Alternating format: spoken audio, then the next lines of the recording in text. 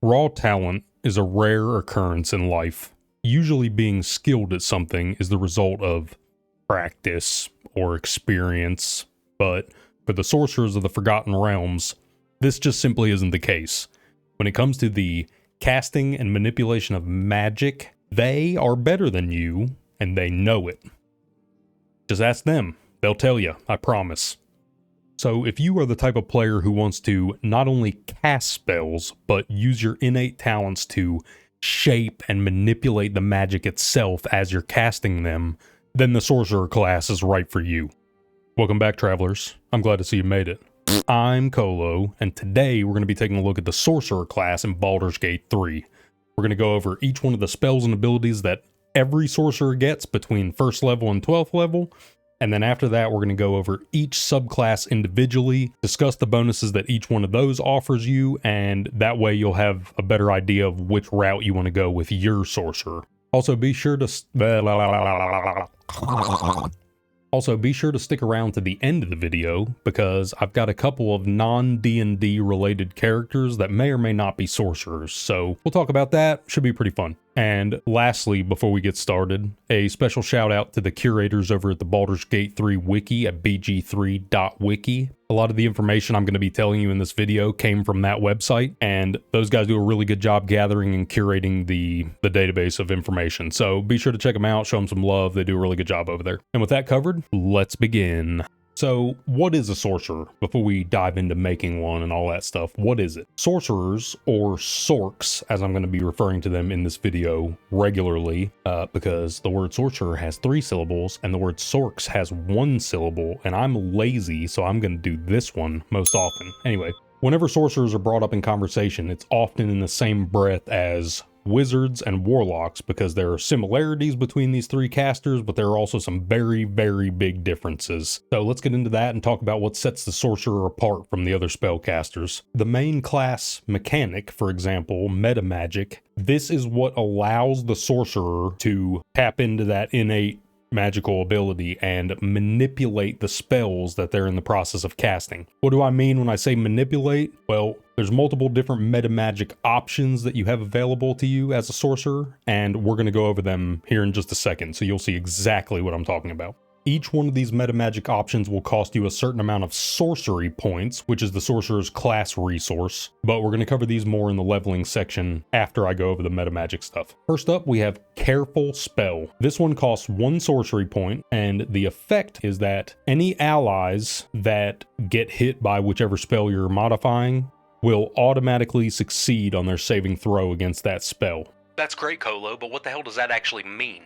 So if the spell is some kind of crowd control ability that they can pass a saving throw on and have no effects whatsoever, then that's what's going to happen. They'll pass that saving throw, they won't be crowd controlled, everything's fine and dandy. Where things get kind of iffy with this one is if you're using damaging spells, because a lot of damaging spells have a saving throw, like Fireball, for instance, has a dexterity saving throw, and if the target passes the saving throw, they still take half damage from that Fireball. So be prepared. When you go clicking on Careful Spell and blast your teammates with that Fireball, they're still taking half damage. And Fireball does quite a bit of damage, so half damage on a Fireball is still a pretty good hit. Just be careful. Keep that in mind. Careful Spell is a great option to have. I absolutely am not trying to talk you out of choosing it. Just know what it works for and what it doesn't. And also watch where you're flinging those Fireballs, Hoss. Jeez, Gale. Ooh. Distant Spell is a much more straightforward option, and it does probably exactly what you think it does. It costs 1 sorcery point as well, just like Careful Spell did, and the actual effect of Distant Spell is that it makes the next spell you cast have a 50% greater range of casting. So let's say you're casting a spell that you can cast within 30 feet and it has a 10-foot radius. So you can cast it 30 feet away from you. The radius is 10 feet. If you use Distant Spell, you can cast it 45 feet away from you and the radius is still 10 feet. One cool interaction this does have is if you're using a spell that normally requires melee range, like Shocking Grasp or any kind of touch range spell, Distant Spell will actually increase the range of those spells to 30 feet. So that's pretty ridiculous. That's a big big range increase. Next up, we have Extended Spell. This one also costs 1 sorcery point, and it will double the duration of any surfaces, summons, or conditions caused by the spell you're about to cast. This one's a bit disappointing to me because of the fact that dumping a ton of fireballs into your enemies is usually the correct choice. Just absolutely nuke them off the face of the planet, and then they don't have a chance to do any damage to you because they're dead. There are exceptions to this. It's not a terrible choice. I don't think you're gonna regret taking it, but I'm willing to bet you that you will not use it nearly as often as you probably think you will. I know I didn't. Twinned Spell is the next one, and it's a bit different from the others because instead of having a fixed sorcery point cost, it will instead cost different amounts depending on what spell you're casting and modifying with it. When you use Twinned Spell and you cast a spell that normally only targets 1 creature, you will instead twin the spell and target 2 creatures. And the amount of sorcery points that it's going to cost you is equal to the spell slot level of the spell that you're twinning. That sounds very confusing. What the heck does that mean?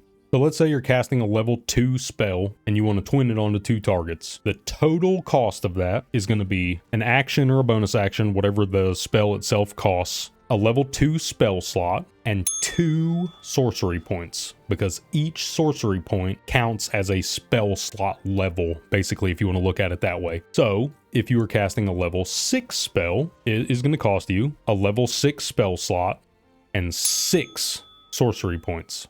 And it kind of goes into the whole idea, the whole premise behind sorcerers in combat. A lot of what sorcerers do ends up feeling like, okay, I'm going to make this turn twice as good, but then later on I'm going to have less resources because I'm burning up those turns worth now. So it can be really great. And honestly, there is a reason why sorcerers do ridiculous damage. There's a reason why they're on every S tier list that people make. Sorcerers are busted. They're so good. The amount of damage you can put out in a single turn by twinning spells, it's ridiculous. You can absolutely annihilate rooms full of enemies as a sorcerer almost effortlessly.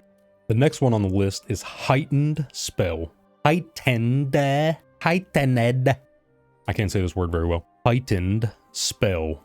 It costs 3 sorcery points, and it's going to cause the target or targets of whichever spell you're modifying to have disadvantage on their saving throw against it. For 3 sorcery points, you might be thinking, that sounds expensive. That doesn't sound nearly as good as it is. And I'm telling you, it doesn't sound nearly as good as it is. It's very good. Forcing an enemy to have disadvantage on a saving throw against crowd control ability can drastically change the outcome of a fight. If you manage to land a crowd control on somebody like Polymorph or Avard's Black Tentacles, for example, and I did test this out, if you use Heightened Spell and drop an AoE spell on a bunch of creatures, every one of them gets disadvantage on their first roll against it. If you need to land a CC, a crowd control ability, and this forces it through, absolutely worth 3 sorcery points. Quicken Spell is the other meta magic that, along with Twin Spell, kind of defines sorcerers as a class. It costs 3 sorcery points and will allow you to cast your next spell for the cost of a bonus action instead of a regular action. So for you astute listeners, you may have picked up on the fact that that means you can cast 2 spells in the same turn. That's true. Basically, for any spell that you don't necessarily need to twin onto 2 targets, or any spell that can't be twinned, such as Fireball, because Fireball doesn't just target 1 creature, but what you can do is quicken it and cast a second one. And each one of them still costs you the full amount. Like I said, you're borrowing happiness from next round. That's basically how this works. It's like a hangover. You're getting drunk now on power. Next round, you're going to be hungover because you won't have any sorcery points left, or all your spell slots got used up in a single turn, blasting half the battlefield to oblivion.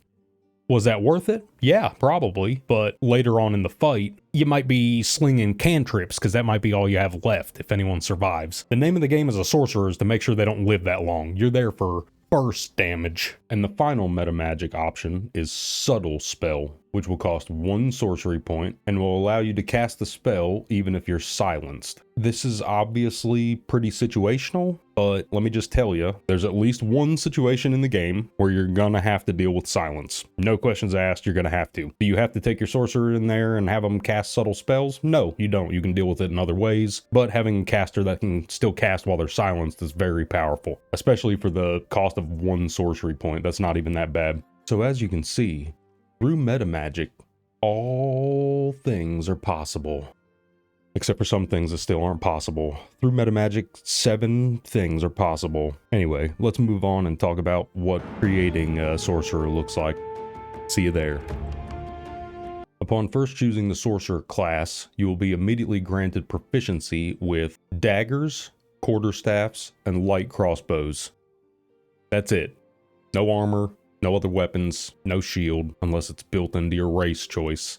So really pay attention to what races you're looking at, because some of the races offer armor proficiencies to where you could use light or medium armor while also still casting spells as a sorcerer, which was very powerful. Just be careful if you don't go this route, if you don't end up taking a race that has armor proficiencies or shield proficiency or something like that, because in the early game, your sorcerer will be incredibly squishy and easy to kill. So don't be getting yourself up in melee range and getting into a dagger fight with somebody that has a sword and shield. You guys good at magic, not poking people with a stick. You will also choose your subclass from 1 out of 3 options. The subclasses that the sorcerer has to choose from are basically you deciding which source your character got their inherited or innate power from. The options are the unpredictable fluctuations of wild magic, the potent benefits of being born into a draconic bloodline, or the unyielding torrent of storm sorcery. And like I said before, we're going to be going over what each one of these grants you after we cover all the generic sorcerer levels. That way we know what these are actually affecting. Your 3 main stats are charisma, dexterity, and constitution. Charisma is your spellcasting stat. This makes your spells more powerful and more effective. Dexterity will determine your character's armor class, your character's initiative rolls, and damage with certain weapons, which is good. And finally, constitution will determine how much health your character has, as well as how hard they are to interrupt when they're concentrating on spells. And that part's very important because sorcerers are well known for concentrating on specific spells, and we'll get into that a bit later, but just know you're going to want some points in Constitution so you don't get interrupted all the time. You will also get to choose 4 cantrips from your sorcerer spell list, as well as 2 level 1 spells. You'll have some pretty excellent choices right at the beginning, like Ice Knife, Mage Armor, Magic Missile, Shield, Sleep. All these spells are excellent, especially in early game. If I had to pick 2 of these level 1 spells and just forsake the rest of them forever, I'm taking Magic Missile and Shield every time. Those 2 spells are good in every situation. Those are all-arounders, and I recommend them for any build. You don't have to take them, but they're good for your build, no matter what. Alternatively to Magic Missile, since you're playing a sorcerer, Chromatic Orb and Ice Knife are both strong choices because both of them can be twinned, and they have elemental effects rather than slightly less damage from Magic Missile, but it's guaranteed damage. There's different options you have available. Now that we've got our sorcerer created, let's talk about what it looks like while you're leveling up.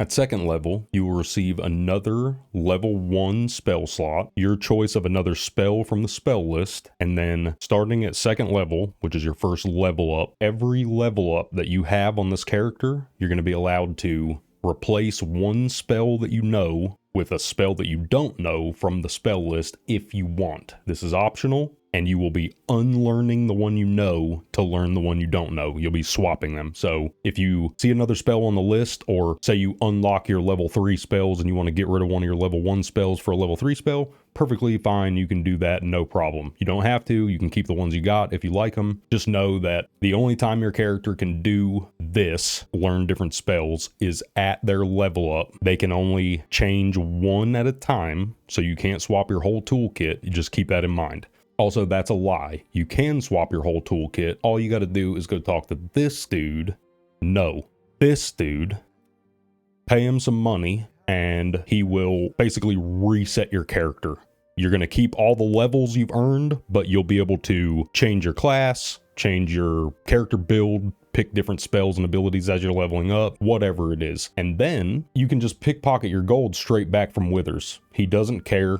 Here's a clip of me getting caught like 500 times pickpocketing with a character that has no sleight of hand whatsoever, so they were never going to get it. And he just doesn't care. He'll stand there and watch you do it. Don't worry about consequences coming back to bite you. Withers does not care about you stealing money from him. So if you do end up taking spells you don't like as you're leveling your Sorc, respec, change them out, steal your gold back. Simple as that. At second level, you will also be granted your first 2 sorcery points. The create spell slot and create sorcery point abilities, and your first 2 meta magic choices.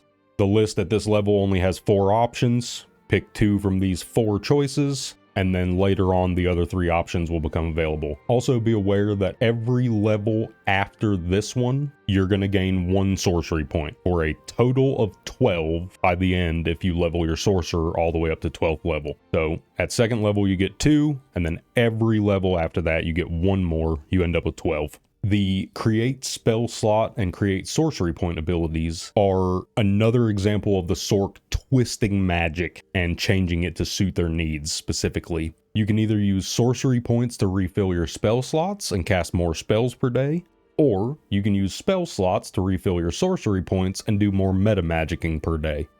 Yeah, that's right. Meta magicking. Why don't you jot that down in your little notebook, because it's going to be on the quiz later.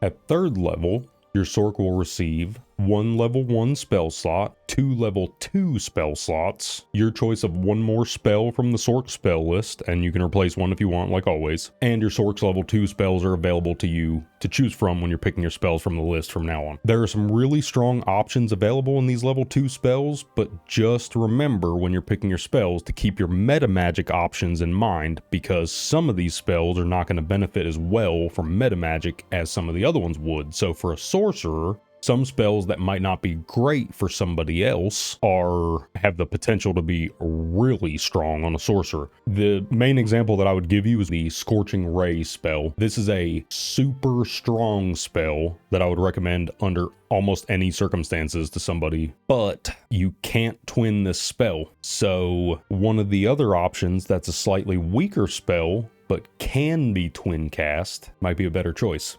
It's up to you. It's what your build needs. It's what your party needs. You're going to have to decide. And now for this terrible segue. Speaking of meta magic, you will get to choose your third meta magic option at third level. And this is the level where the other 3 choices become available. So now you have the entire list of 7. You've already picked 2 at level 2. You get to pick your third one at level 3. You won't get another one of these until 10th level. So really make sure you pick what you need now, and then way later on in the game, you're going to get to choose another one. So just keep that in mind. At 4th level, your Sorc will be granted 1 level 2 spell slot, your choice of another cantrip and another spell from the list, and then you can replace one if you want, and you're going to get access to your character's first feat. Those of you who have seen my other class guide videos, you know what I'm about to say.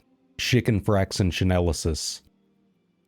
I lied. No one knew I was going to say that. Anyway, at your feat levels, which are 4, 8, and 12 for most classes. Some of the other classes have different levels where they get different feats, but for most classes, it's 4, 8, and 12 when you get your 3 feats. Look through this list of feats, and if one of these feats sounds like it would work well for your character, or if it would just be fun to try it out. We talked about Withers before. Respecking your character at Withers will allow you to reselect your feats, and then like we said, you can just rob your money back from him. He doesn't care. So you have options here. You can mess around and try these things out, no big deal. If, after looking through the list, you don't find something that interests you, you're perfectly capable of going to ability improvement and just bumping up your main stats. The main stats in this game are so powerful that even if you did ability improvement every time you got access to a feat, your character would still be good to go. As long as you're bumping the right stats. Don't be bumping some nonsense that has nothing to do with your character. Hey, high five. Just kidding. At 5th level, like almost every other class, the sorcerer is going to get some ridiculous tools. 5th level is considered to be a turning point in Baldur's Gate 3, because this is where your characters get a massive jump in power. For the martial classes, this comes in the form of extra attack, which allows them to do 2 attacks per action. And for the spellcasters, these upgrades come in the form of your level 3 spells. And let me tell you, ladies and gents, there's some good stuff on this list, but we're getting ahead of ourselves. When you hit 5th level, you will be granted 2 level 3 spell slots. And I obviously just told you that you're going to get access to your level 3 spells, so that also happens. You're going to get to choose a spell and replace one, like always. And your cantrips are going to scale up in damage by 1 damage die. So I'm just going to use nice round numbers. Let's say you have a cantrip that does 1d4 damage. After this scale up, it's going to do 2d4 damage. This is important because it keeps your cantrips viable to use throughout the game. Otherwise, they would be totally worthless after a certain point. So now let's look at those level 3 spells. Why all the hype over these? Well, it's easy. Fireball and haste. I'm being sarcastic, but also not really. There are definitely some other great options here, like Hypnotic Pattern, Counterspell, which I think is almost a mandatory spell for anybody that has access to it because it's freaking strong, especially in Honor mode. Counterspell can save your life. But there's definitely a reason why so many sorcerers end up taking Fireball and Haste at this level, or after this level, because they're ridiculous. Fireball is just good damage. Has a pretty big AoE. It's a freaking exploding ball of fire that you can shoot across the room. That's awesome. But also, as we've discussed before, your Sorc is a crafty little bastard, and you can meta magic those fireballs, quicken them, cast 2 per turn, and that's a lot of damage. Haste is also in a similar situation because sorcerers are probably the best characters in the game at hastening other characters because you can twin cast haste onto 2 people at the same time, and as long as you maintain concentration, both of those targets remain hastened for the duration. Anybody who knows how good haste is knows how absolutely absurd it is that one character can hasten 2 people at once. Yeah, you twin cast haste onto a fighter and a barbarian that are standing up in the front lines fighting your enemies, and they are about to find out what the inside of a slap chop feels like.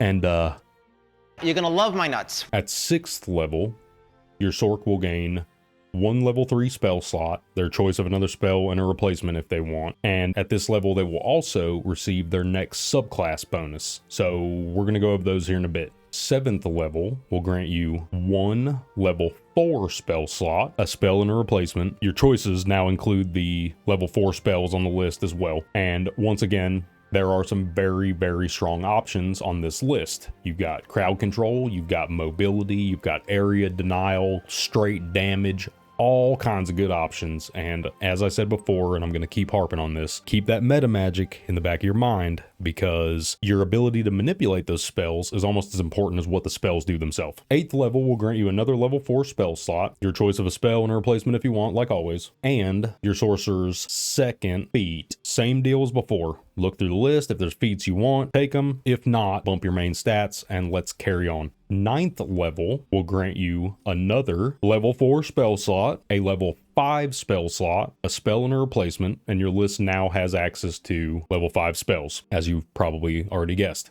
Same deal as before, this list has some really heavy hitters, especially with the meta magic that you can cast to manipulate those spells, you fancy special little son of a gun. Upon reaching 10th level, your Sorc will gain another level 5 spell slot, another spell and option for a replacement, and their cantrips are going to scale up by 1 more damage die. So that example I gave you before went from 1d4 to 2d4 at level 5. At level 10, that would go up to 3d4. And as I said, at 3rd level, 10th level is the one where you get to pick your 4th and final meta magic choice. So really make sure you pick the one you want here. At 11th level, you will gain your one and only level 6 spell slot, access to your level 6 spells, obviously, your choice of a spell and a replacement, and every single one of these spells is at least good, with most of them being incredible. Twinning Disintegrate into 2 targets at the same time, it's disgusting and I love it. Don't sleep on Eye Bite or Globe of Invulnerability either, because both of these are very strong tools. And then obviously Chain Lightning. I mean, come on now. There's a reason why your character only gets 1 level 6 spell slot in this game, and that's because the level 6 spells are so busted that they can single-handedly change the tide of a fight in some cases. 11th level will also grant you your final subclass bonus, which we will talk about here in just a moment. Now, ladies and gents, 12th level is finally upon us. We're there. 12th level. And with it, you're going to get your final choice of a spell and a replacement, and your final feat. So as I said before, pick the spells you want, pick the feat you want, or buff your main stats, and then Withers is always there if you make the wrong choice. But that's it. That's all the generic sorcerer levels that every sork's going to get as they're leveling up. So now we're going to rewind back to first level where you chose your subclass. And first up, we're going to cover Wild Magic. Your powers come from ancient forces of chaos. They churn within you, waiting to burst free at any time. Wild magic sorcerers are strange and unique when compared to the other two subclasses because whenever they cast a spell that is level 1 or higher, they have a chance to cause what is called a wild magic surge, which means that it is going to trigger a random effect from this list. Look at this list of random crap that can happen to you whenever you cast a spell that's higher level than a cantrip. You can set yourself on fire, turn yourself into a sheep, you can slow yourself, you know, all the good stuff. There are a couple of options that do work out in your favor, but this is random, and I know my luck. I don't know how yours is, but I know my luck, and I'll put it to you this way. I'm not going to be taking a wild magic sork into friggin' honor mode anytime soon, and I don't recommend you do it either. Disregard that. I do recommend you do that as long as you post a video for science, because I want to see it. On top of this random passive shenanigans, you're also going to get the Tides of Chaos ability at first level. This one will grant you advantage on your next attack roll, ability check, or saving throw for the low cost of increasing the chance of triggering a wild magic surge. So you buff your roll and then immediately surge and turn into a sheep and get annihilated while you're helpless. Cool beans. At 6th level, you're going to get the Bend Luck ability. This one costs 2 sorcery points, can actually be cast in 2 different ways. You can cast it like a regular ability from your ability bar, or you can use it as a reaction when somebody does something. The actual effect is that it's going to either add a plus 1d4 bonus to one of your allies' roll, or it will do a minus 1d4 penalty to an enemy's roll if you trigger it as a reaction. If you cast the spell from your action bar, it actually lasts 2 turns on the target. So this ability is like if Guidance and Bardic Inspiration got together and had a baby, and it wasn't nearly as good as either of its parents. And also the baby is stapled to a crazy person that has feathers for a beard because of a wild magic surge. For any of you who think that that beard thing sounds stupid, look at the D&D 5th edition list of wild magic surge effects. Look through these things. Changes to your character's height, age, skin color, turning you into a potted plant that is vulnerable to all damage. And if you're reduced to 0 HP, your pot breaks, which is just too depressing for me to even consider. In Baldur's Gate 3, the Wild Magic table has 23 options available. In 5th edition Dungeons & Dragons, there are 50 options for things that can happen. So it's real random. And finally, at 11th level, the Wild Magic Sorcerer will get the Controlled Chaos ability. This is a reaction the sork can trigger when an enemy casts a spell, and it will cause a Wild Magic surge to occur near that spellcaster. So that sounds horrible, and I went to look for other people's experience with this just to see how bad it is. The general consensus is that it seems to usually cause negative effects to the enemy spellcaster when you trigger this on them. However, this is wild magic, ladies and gents. Sometimes you're gonna buff that person, and I'm gonna tell you, especially in honor mode, I don't want to be buffing my enemies at all. Under any circumstances, I can't afford to be giving them buffs. I need buffs. I need them to be debuffed. So anyway, let's wild magic surge our way back to first level and talk about the second subclass option, Draconic Bloodline.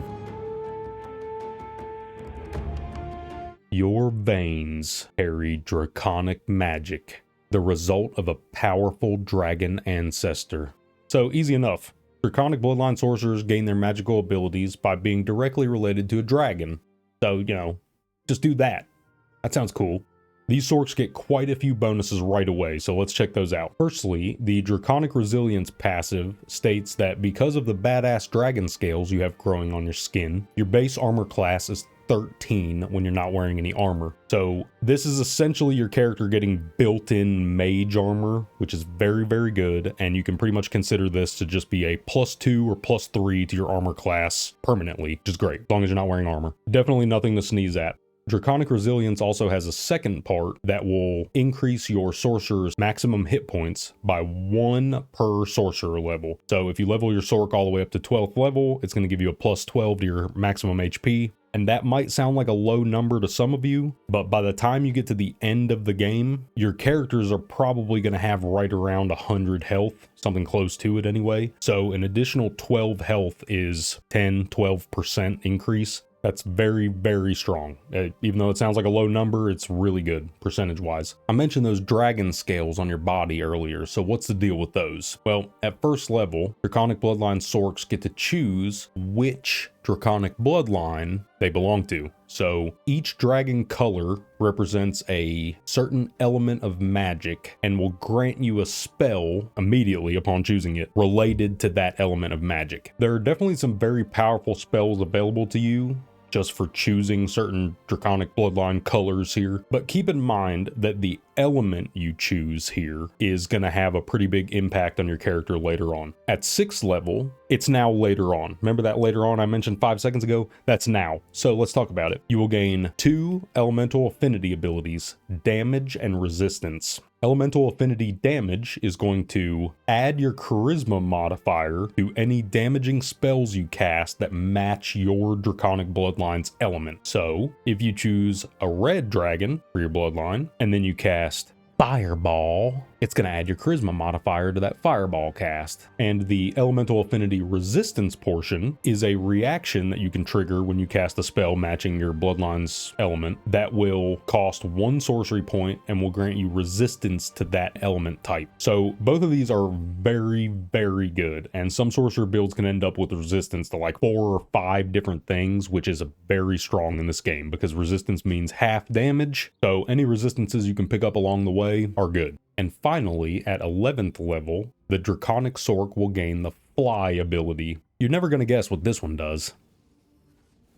Yeah, that's right, it lets you fly. So by this point in the game, for some of you, I would wager a lot of you, this is going to be insanely disappointing and pretty much worthless because depending on how heavily you've been shoveling tadpoles into your eyeball sockets, you might already have the ability to fly through other means that I won't elaborate on. For those of you who didn't go shoveling tadpoles in, this is going to be a good one. It's going to be really good. Having the ability to fly is fantastic. If you don't have it from another source, it's going to be awesome to get this at this level. But for an 11th level bonus, it's kind of weak in my mind. Especially since Storm Sorcs pretty much get the ability to fly at level 1. So anyway, speaking of Storm Sorcs, let's go back to first level and talk about the final subclass, the Storm Sorcery Sorcerizer.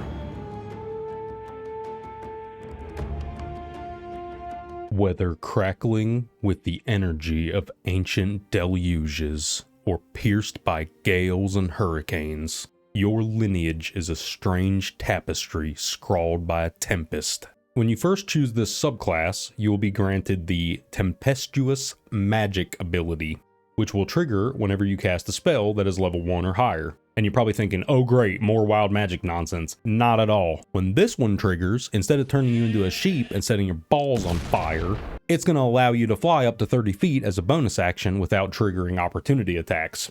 When you're attempting to use this and you're standing next to an enemy, it is going to tell you on the screen that it's going to provoke an opportunity attack when you use it. I tested this extensively, and in my testing, the only time that an opportunity attack was triggered when I used this is when I accidentally chose to fly to an area that was too far away and my character tried to take a couple of steps before they flew. The steps triggered an opportunity attack, but if I had flown somewhere that I could reach from where I was standing, it would not have triggered an opportunity attack. You can fly right away from these enemies and get out of their face, which is awesome. So needless to say, this is insanely powerful, especially as a first level ability. It's very disappointing to get Fly as your only level 11 bonus, but to get tempestuous magic like this at first level is pretty strong. Storm Sorcs are easily one of the most mobile subclasses in the game because of this ability. But wait, there's more. At 6th level, the Storm Sorcerer will receive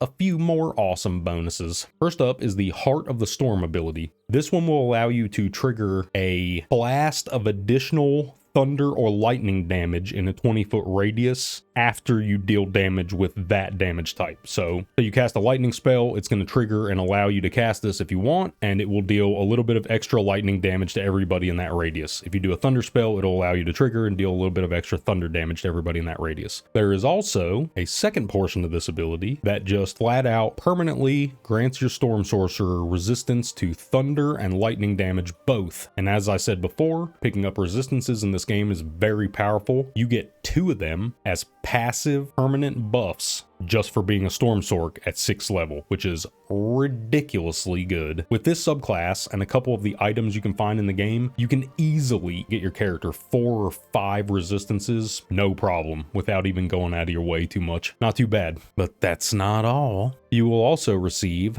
5 storm-related spells, which is great because these are going to help you trigger the extra bonuses and effects that come with your subclass because they're storm-related. They're all good spells too. None of the spells on this list are bad by any means. You're going to love having all 5 of these and you get them for free. That's not bad. Drink some water, hydrate.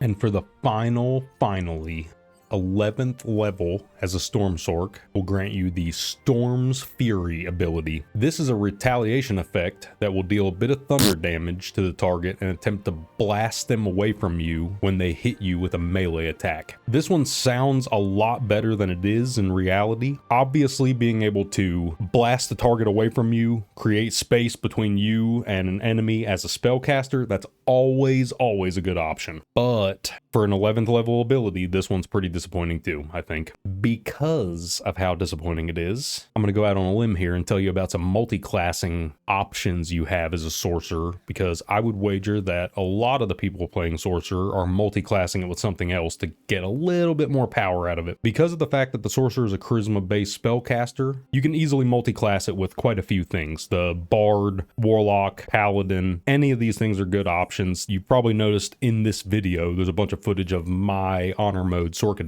slowly but surely making our way through honor mode. I'm gonna go ahead and tell you, I'm at the point where if I lose this honor mode run, I might just cry about it. I might just make a whole video of me crying on camera with snot just running out of my face like the Blair Witch Project. So make sure you like and subscribe to the channel for that good wholesome family content, and hopefully I don't ever have to make that video. And because we're talking about the Storm Sorc, the multi-class option that I wanted to bring to your attention today is the Tempest Cleric Storm Sorc combo. Because the 11th level ability for Storm Sorcs is such duty poo-poo, you can instead take 2 levels of Tempest Cleric, and I think you gain far more than you end up losing. Firstly, you will not get access to your Sorc's level 6 spells, but you will get a level 6 spell slot. So you can still upcast a lower level spell to level 6. You just won't get access to Chain Lightning, basically, as a Storm Sorc.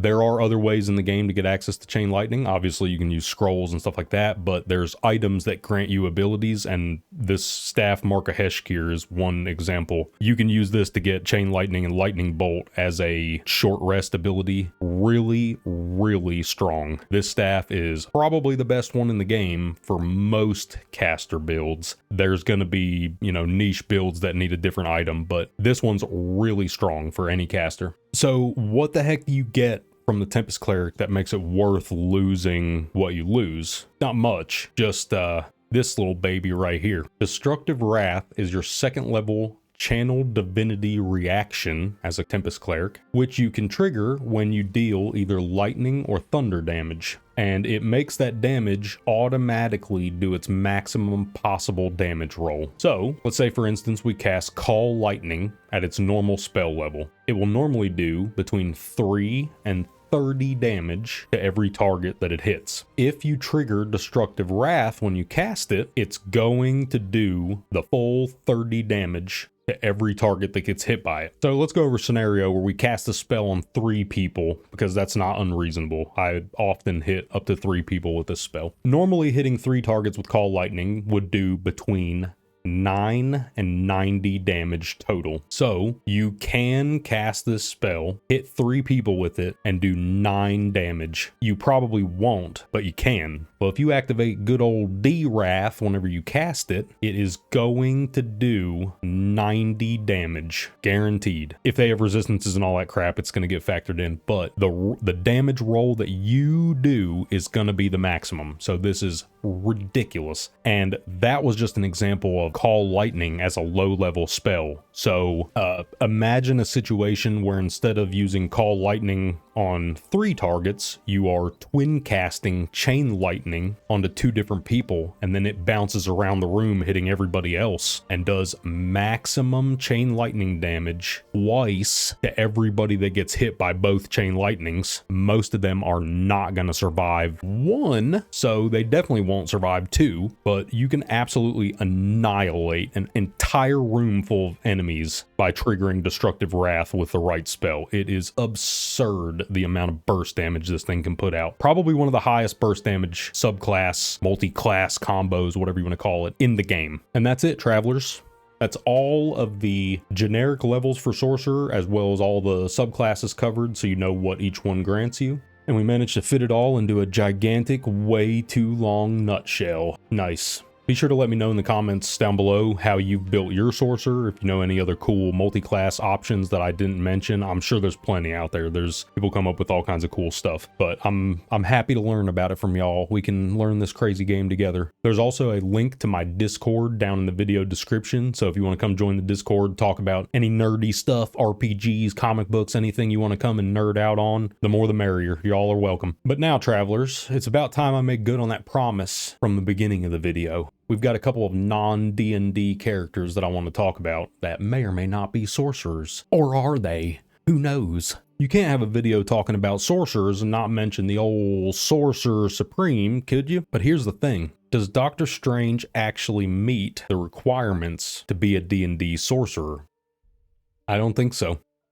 He wasn't born with his powers. He learned them at school. He went and trained and practiced and learned how to use magic. Before that, he was a surgeon. So, Doctor Strange, the Sorcerer Supreme, you're a wizard, Harry. He's a wizard. Some uncultured, inferior spell-casting swine. Just kidding, obviously. I love Doctor Strange, and he's ridiculously powerful, regardless of how much of a sorcerer he is, which is none. He's not a sorcerer. But the Wizard Supreme doesn't sound that great.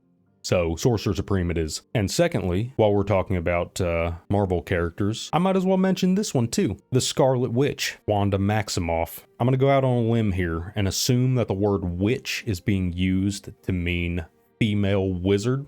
It might not be the case, but honestly, it doesn't really matter for the point that I'm about to make, so this is absolutely not the hill I'm going to die on, but that is the assumption I'm making. The movies did this character super dirty. In the comics, the Scarlet Witch is one of the most powerful characters in Marvel Comics overall, and definitely one of the most powerful spellcasters there is. The reason why I've put her in this section is because the Scarlet Witch is actually a mutant, which means that her powers are genetic. And I think the Scarlet Sorceress might be a more fitting name for this individual. But, you know, let me know what you think. She's so strong, it's nuts. She has probability manipulation, reality manipulation, chaos magic. Oh my god, this chick is a freaking wild magic sorcerer.